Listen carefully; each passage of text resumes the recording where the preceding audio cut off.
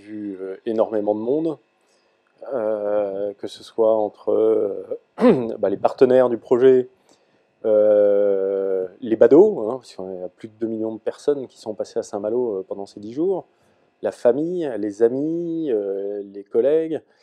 Donc, en fait, j'ai l'impression que ça a duré 3 jours et d'avoir pu partager ce moment-là avec énormément de gens. Donc c'était on va lui souhaiter. Le bateau s'appelle donc Groupement Flow. L'honneur et l'avantage, parce que je l'aime bien, parce qu'il n'en manque pas d'humour, de vous présenter ce soir un marin dont on va reparler, Brieux Maisonneuve. Dis-nous un petit mot, mon cher Brieux, s'il te plaît. Bah écoute Serge, tu m'as dit tout à l'heure que c'était le dernier baptême de la soirée et de cette édition de la Roue du Rhum. Les éléments importants sur ce bateau. On va commencer tout seigneur, tout honneur par la marraine, Diedré, qui nous a fait le plaisir de venir. Diedré est une chanteuse classique avec un récital fleuri. Je vous présente, mais je pense que beaucoup de gens le connaissent ici, Patrick Mendy, qui est le président du Groupement Flow. Et je vais appeler Bruno Demoulin, qui est le président de IB Remarketing et qui nous a aussi bien aidé à réaliser ce projet. Quelques remerciements avant d'attaquer des choses un peu moins ludiques. J'aimerais quand même qu'on applaudisse Carabo, le préparateur du bateau. Où est-ce qu'il s'est caché? Voilà, Carabo avec Jersey, notre mascotte. J'aimerais bien qu'on remercie aussi tous les gens qui ont bossé autour du projet, Claire David qui s'occupait des relations presse, Philippe Barre de la météo. Philippe, il est là, la perruque en pot de fesses, qui s'occupe de tout ce qui est photo et promotion du projet. Évidemment, mon ami Anne, qui est là, en train de mourir de froid.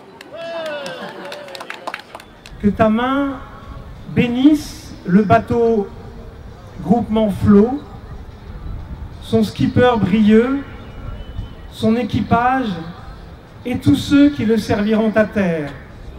Que la paix et la bénédiction descendent sur vous tous qui êtes sur ce ponton, au nom du Père, du Fils et du Saint-Esprit.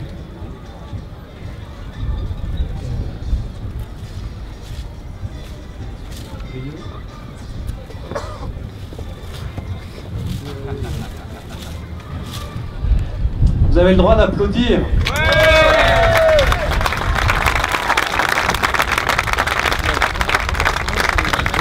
Vous tapez très fort. 5, 4, 3, 2, 1.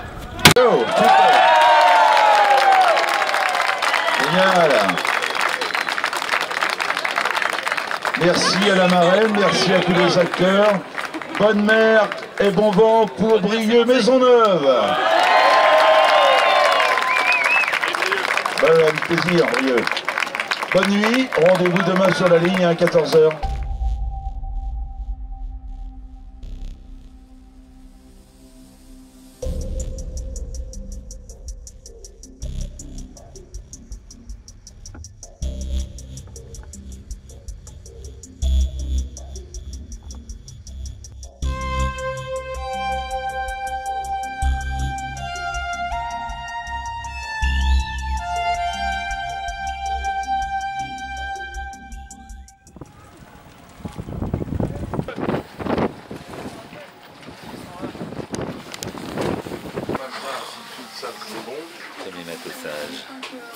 Ouais, bon, on va attendre, il y a le préparateur qui va arriver là, puis on va regarder la manœuvre.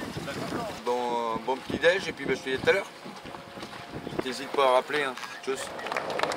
Alors.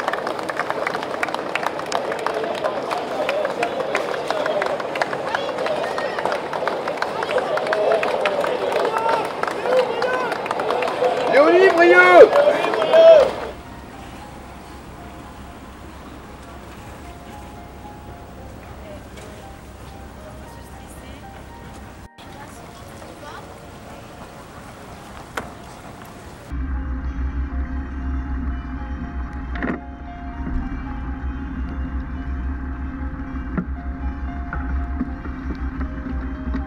voile, on est en mer.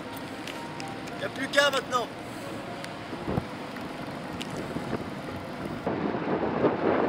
Alors, j'ai Miranda là, qui doit être là. J'ai Stéphane qui est devant. Stéphane, il a un zone.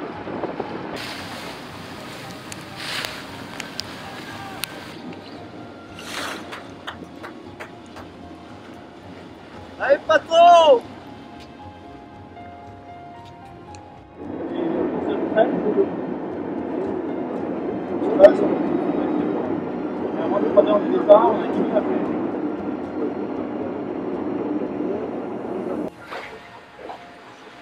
H-3.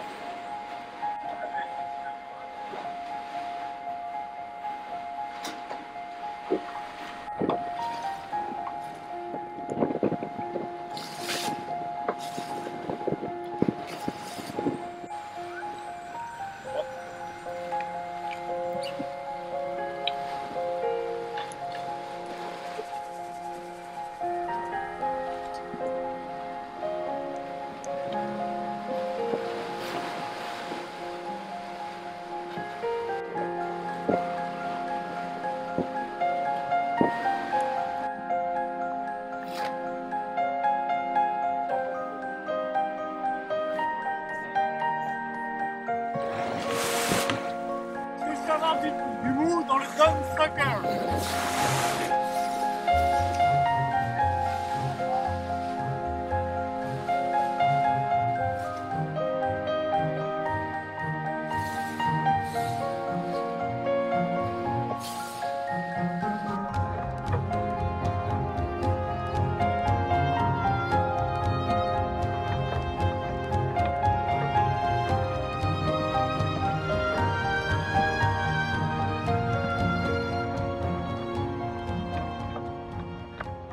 Tu as quitté 30 minutes avant le départ, dernier à descendre, Philippe Barre, Edouard, ton frère et Carabo. Là, tu te retrouves seul. Ligne de départ, la route du Rhum. Ouais. C'est quoi dans ta tête? Alors, une grande montée d'adrénaline, parce que là, tu as quand même 90 bateaux sur la ligne de départ. Grande montée d'adrénaline, mais aussi grand moment de concentration, parce que la phase de départ, c'est capital.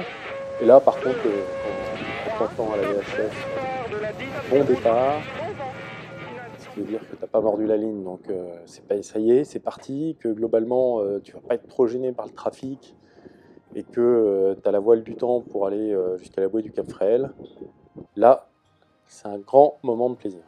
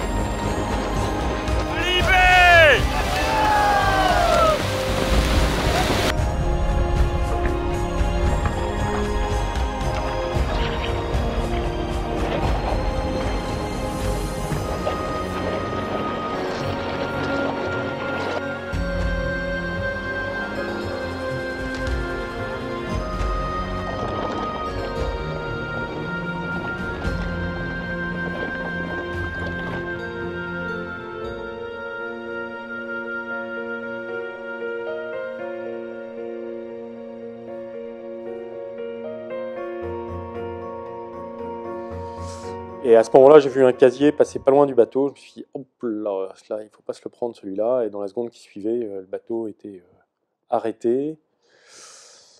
Il s'est mis face au vent, il a fait un tour sur lui-même, le temps d'aller à l'arrière, gérer la misère.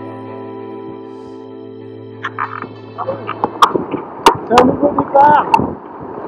Petite escale technique à Rostov. Les bateaux et pilotes sont maintenant complètement opérationnels. C'est reparti. A plus tard. En direct avec nous, attention Laure, on a plein de questions.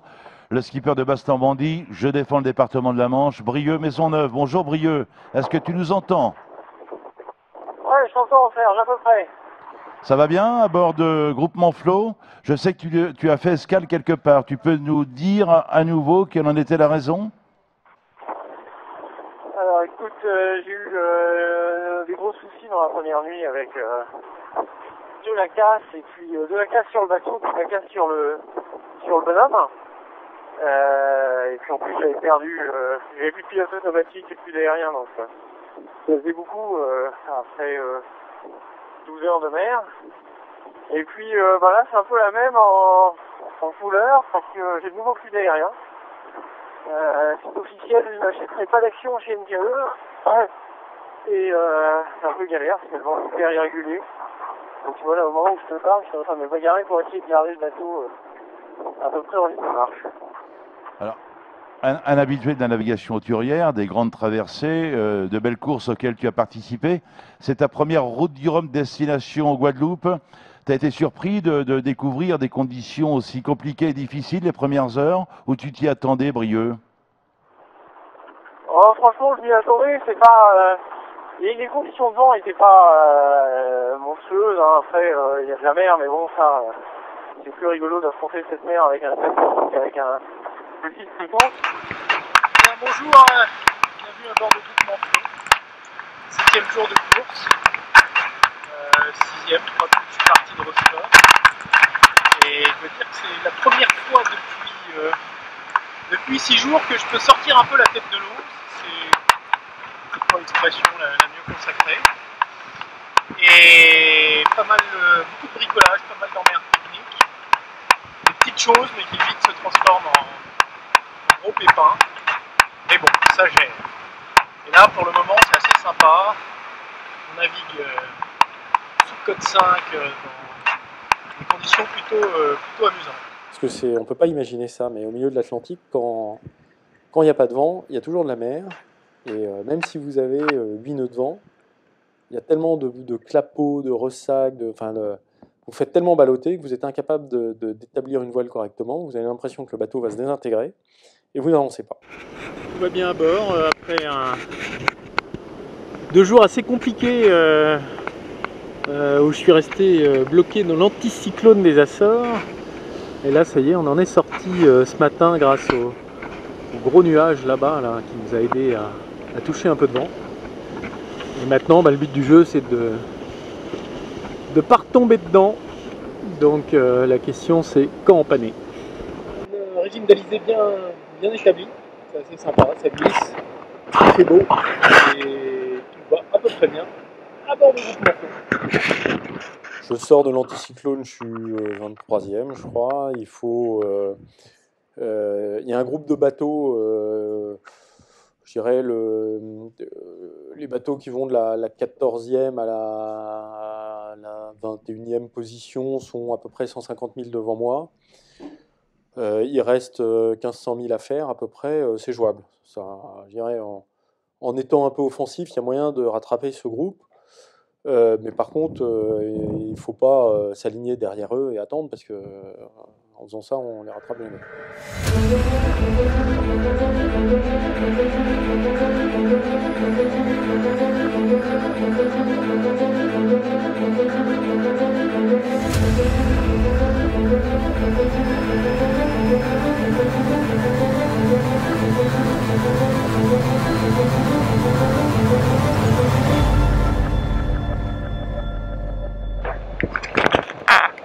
Bon, tout va bien à bord, Groupement Flow. C'est un peu compliqué. On est à 612 000 de la tête aux Anglais, donc je suis très loin de la Guadeloupe. Dans la série des problèmes, bientôt plus de carburant, donc plus d'électricité à bord. Ça s'annonce pour demain soir. Et là, je viens de réussir à passer par-dessus bord en renvoyant un speed. J'ai réussi à remonter parce que je me tenais d'une main par le bout de chaussette et grosse catastrophe cette nuit. Surpris par un grain, départ rota sous spi et j'ai fait un vol plané.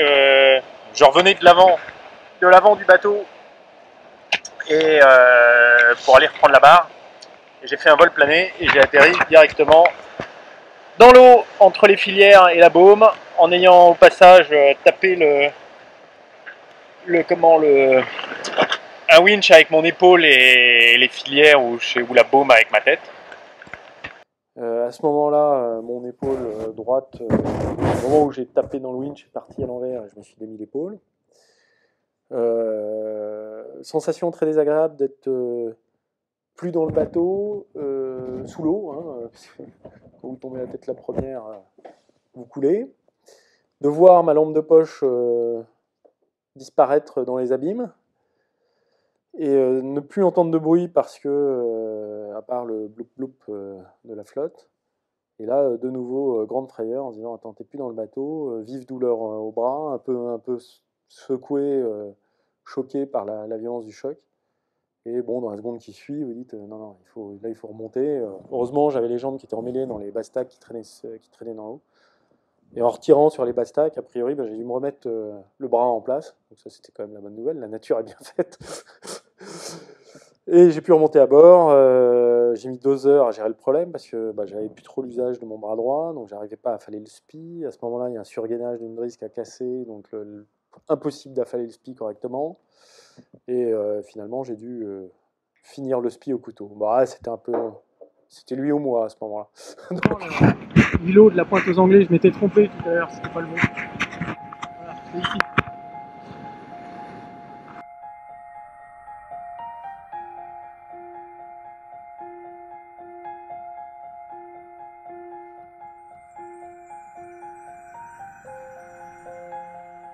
Sur cette route du Rhum, j'ai plutôt eu l'impression que c'était 99% de galère et peut-être 1% de bons moments, mais je ne garde que les 1% de bons moments.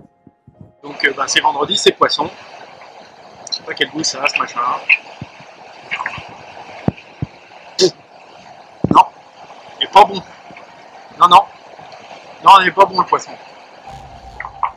Alors que vous vous approchez du but, quoi. Mais c'est ça qui est génial, c'est jusqu'au bout, c'est la galère.